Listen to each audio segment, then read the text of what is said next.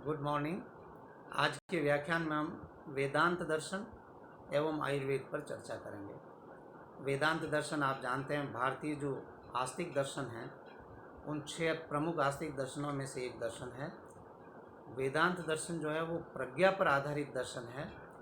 जैसा कि मैंने पूर्व के व्याख्यान में भी कहा कि मीमांसा एवं वेदांत दर्शन प्रज्ञा आधारित दर्शन है, जबकि न्याय वैशेषिक सांख्य योग आदि जो 4 दर्शन हैं भारतीय जो आस्तिक दर्शन वो तर्क पर आधारित दर्शन है। वेदांत दर्शन को उत्तर मीमांसा या ब्रह्म मीमांसा भी कहा जाता है और इसको बादरायण दर्शन भी कहा जा सकता है, क्योंकि इस दर्शन के प्रवर्तक जो है वो बादरायण व्यास है। बादरायण व्यास ने इस दर्शन से संबंधित जो सूत्र रूप में ग्रंथ लिखा उसका प्रमुख स्रोत क्या है, यह प्रश्न आना स्वाभाविक है।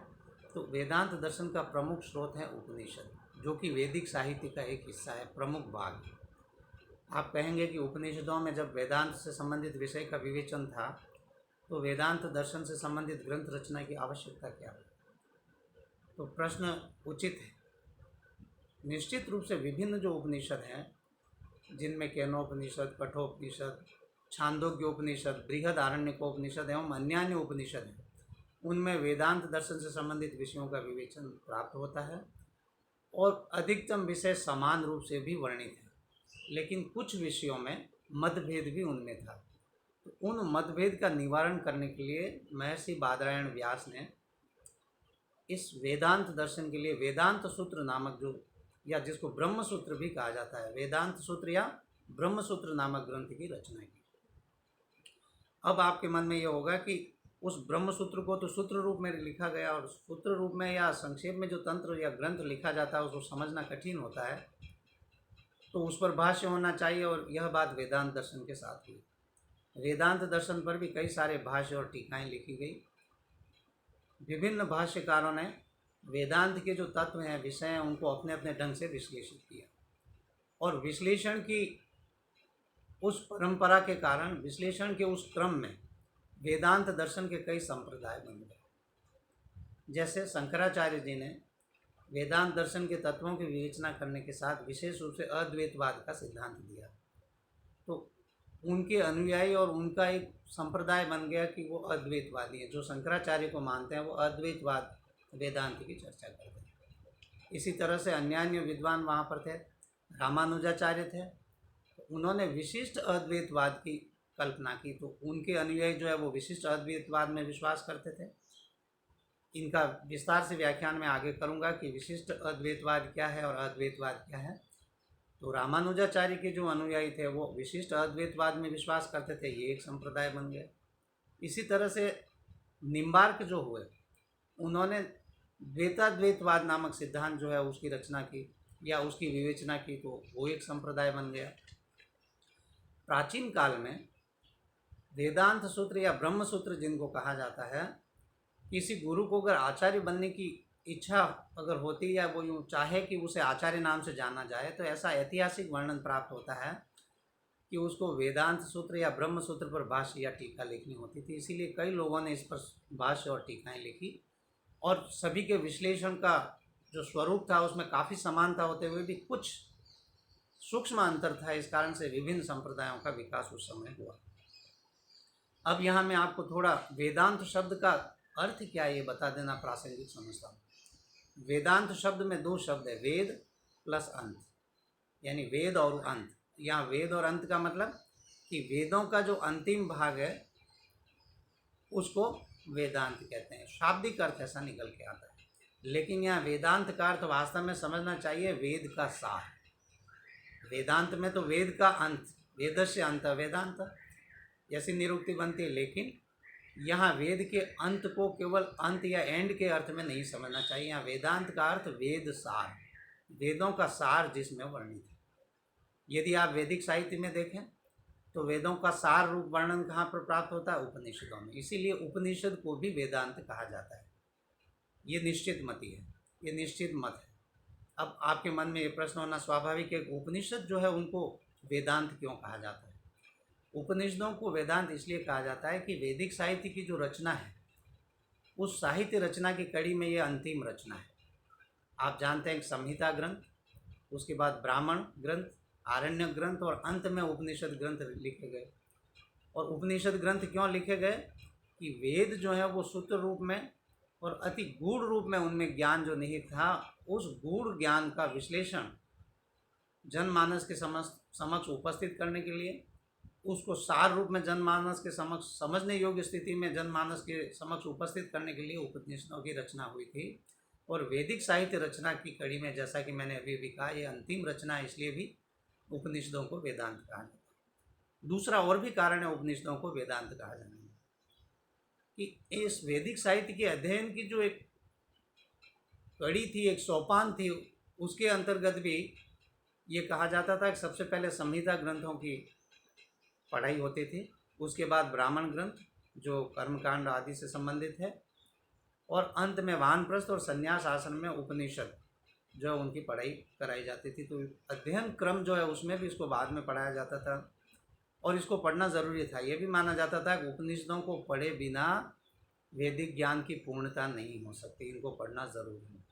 ये इस बात को भी सिद्ध करता है कि वैदिक साहित्य का जो अध्ययन क्रम है उसमें संहिता, ब्राह्मण ग्रंथ आदि पढ़ने के बाद अंत में उपनिषद पढ़ना चाहिए। और इस बात का भी प्रमाण है कि इसका मतलब ये हुआ कि उपनिषद वेद के सार स्वरूप जो विषय हैं उनका विश्लेषण करता, उनका प्रस्थापन या उपस्थापन करता है, इसलिए इसको पढ़े बिना वेदों के जो गूढ़ रहस्य है, जो तत्व है, उनका ज्ञान नहीं हो सकता।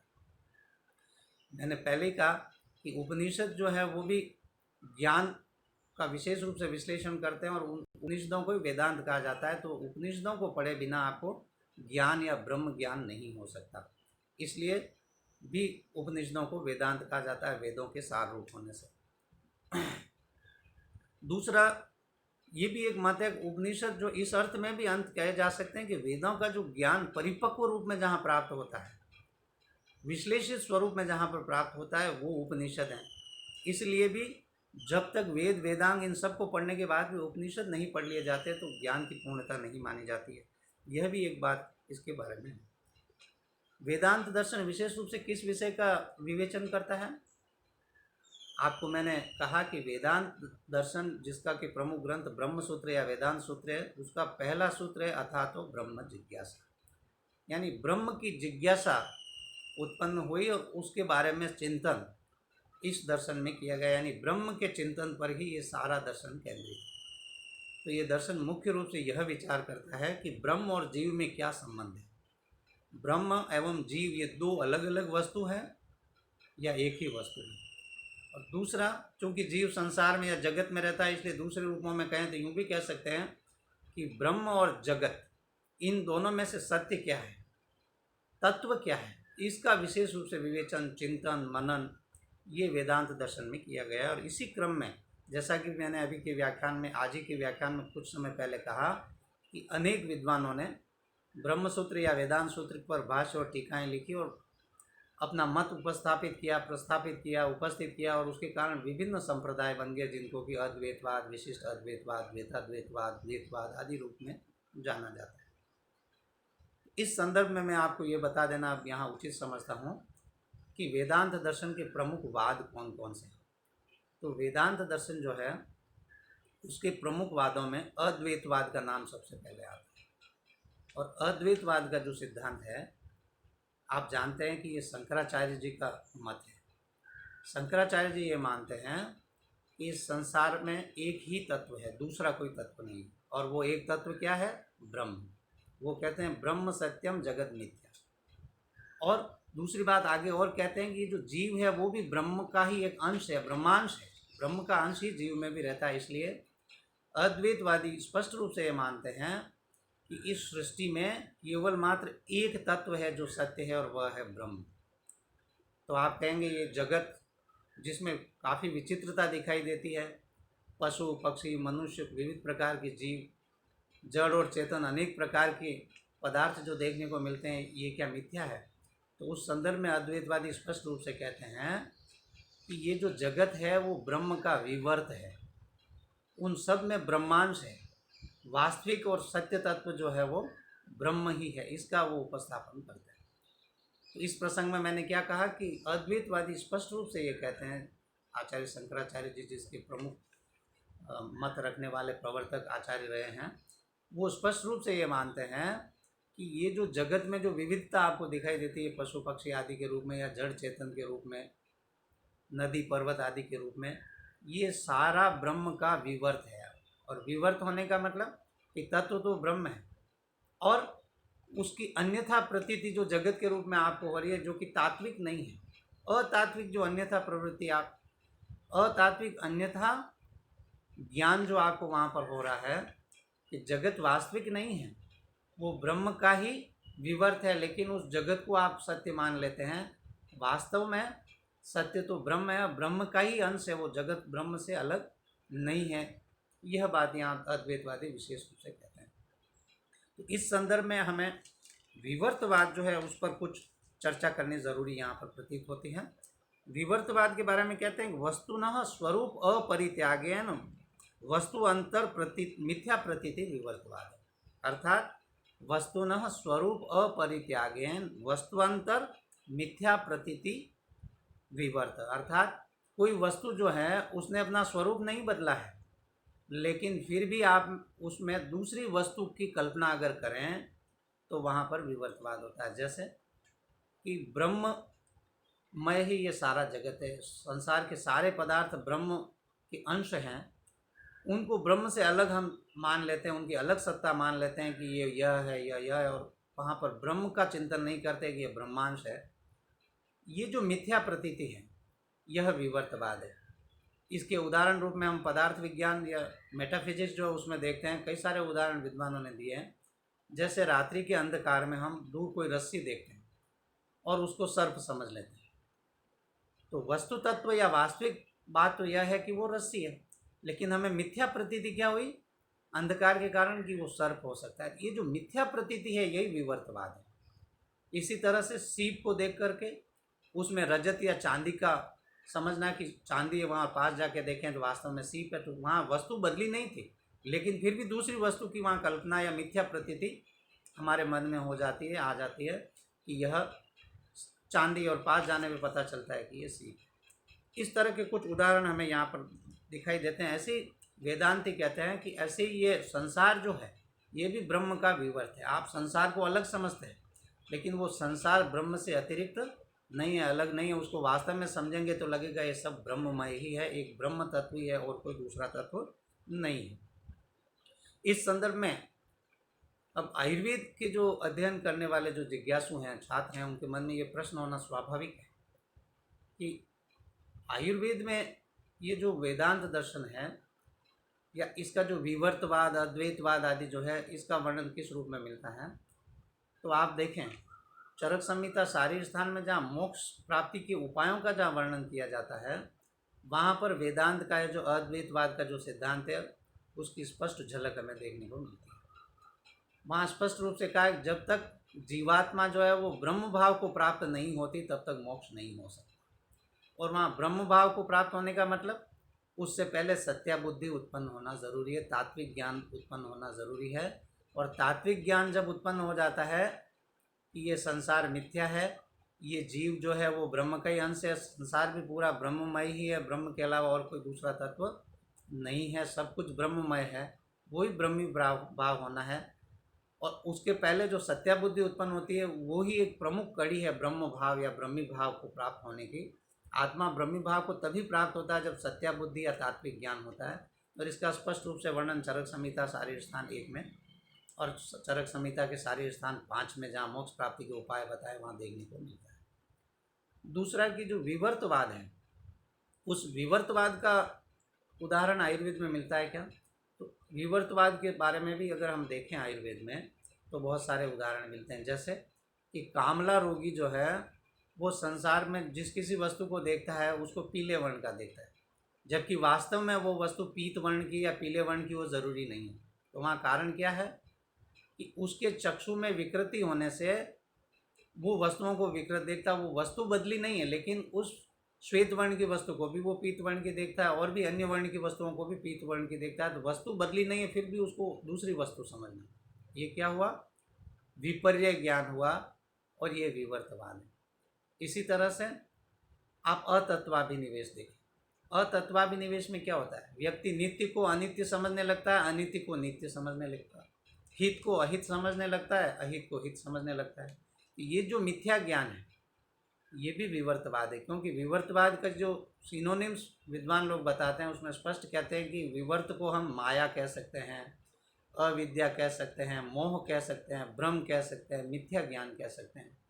तो अतत्वाभिनिवेश में भी नित्य को अनित्य और अनित्य को नित्य समझना जो है वो मिथ्या ज्ञान ही है, तो वहाँ पर भी विवर्तवाद की छाया दिखाई देती है। ऐसे तिमिर रोग, आँख का रोग है, कैटरेक्ट भी जिसको कहते हैं, कैटरेक्ट का मरीज एक वस्तु को भी अगर दो वस्तु के रूप में देखे या दो को तीन के रूप में देखे या मिथ्या रूप में विषयों को देखे, यानी रूपों को अगर वो देखता है तो वो रूप तो बदले नहीं, लेकिन उसकी चक्षु में विकृति होने के कारण उसको मिथ्या ज्ञान जो होता है वो भी विवर्तवाद की एक स्पष्ट छाया है। इसी तरह से शब्द, स्पर्श, रूप, रस और गंध, इन 5 विषयों का हमारी इंद्रियां ग्रहण करती हैं। इनको भी अगर मिथ्या रूप में ग्रहण करती हैं अगर इंद्रियां, तो वहाँ पर स्पष्ट रूप से आप कह सकते हैं कि विवर्तवाद की छाया है या झलक वहाँ देखने को मिलती है। जैसे अरिष्ट स्थान में या इंद्रिय स्थान में चरक कहते हैं कि जो व्यक्ति शब्द नहीं होते हुए भी शब्द को सुने, अब शब्द है ही नहीं और उन शब्द को सुने, ये मिथ्या ज्ञान है, ये विवर्तवाद है।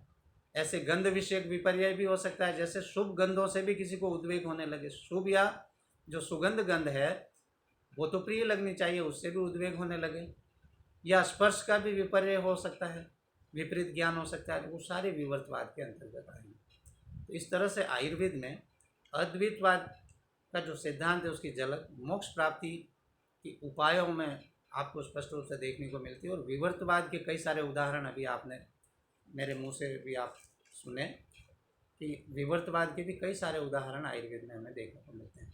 एक उदाहरण विवर्तवाद का और भी बताऊं मैं, प्रज्ञापराध होने से ही मिथ्या ज्ञान होता है या मिथ्या प्रवृत्ति होती है। और प्रज्ञापराध को आयुर्वेद में 3 प्रकार का बताया, दिविभ्रंश, धृति विभ्रंश और स्मृति विभ्रंश। इसमें से दिविभ्रंश है बुद्धि विभ्रंश, और वो जो बुद्धि विभ्रंश है वो स्पष्ट रूप से विवर्तवाद का उदाहरण है। क्यों कि वहाँ आचार्य स्पष्ट रूप से कहते हैं शारीर स्थान 1 में कि बुद्धि विभ्रंश जिस व्यक्ति का हो जाता है वो नित्य, अनित्य, हित और अहित इनको विपरीत रूप में देखता है, यानी नित्य को अनित्य, अनित्य को नित्य, ऐसे हित को अहित और अहित को हित समझने लगता है। ये बुद्धि विभ्रंश है, ये मिथ्या ज्ञान है और ये विवर्तवाद का एक उदाहरण है। इसी क्रम में मैं कुछ वाद और भी जो है उनको अति संक्षेप में आपको बताता हूँ वेदांत के। जैसे मैंने आपको कहा विशिष्ट अद्वैतवाद और भी हैं जो रामानुजाचार्य का है, उसके प्रवर्तक रामानुजाचार्य हैं। तो विशिष्ट अद्वैतवाद क्या है? विशिष्ट अद्वैतवाद जो है वो भी अद्वैतवाद में विशेष रूप से विश्वास रखने वाला है, लेकिन ईश्वर को विशेष रूप से स्थापित करता है, विशेष रूप से उसकी विवेचना करता है, यानी वो ब्रह्म को स्वीकार करता है और इसके साथ साथ क्या अद्वैतवाद को स्वीकार करते हुए ईश्वर को विशेष रूप से स्थापित करता है। ये विशेष अद्वैतवाद हुआ। ऐसे माधवाचार्य का द्वैतवाद है, वो जीव और ब्रह्म इन दोनों को स्वीकार करते हैं, तो उनका द्वैतवाद का सिद्धांत हुआ। ऐसे निम्बार्काचार्य कहते हैं द्वैताद्वैतवाद। उसका क्या मतलब हुआ कि वो कहते हैं कि द्वैत और अद्वैत दृष्टि भेद है। अलग दृष्टि से देखा जाए तो ब्रह्म और जीव एक भी है, क्योंकि जीव ब्रह्म का अंश है तो वहाँ अद्वैत भी होता है, लेकिन दृष्टि भेद से देखा जाए तो ब्रह्म और जीव ये 2 रूप में भी हमें दिखाई देते हैं। तो ये दृष्टि का भेद है कि कोई इसको 2 रूप में देखता है और कोई संसार में जितने तत्व हैं उनको केवल एक रूप में देखता है, यानी कोई ब्रह्म रूप में देखता है मात्र और कोई ब्रह्म और जीव इन दोनों रूपों में भी देखता है। तो ये दृष्टि भेद से ऐसा होता है, इसलिए निम्बार्काचार्य जो हैं उनका मत हुआ द्वैताद्वैतवाद। Thank you.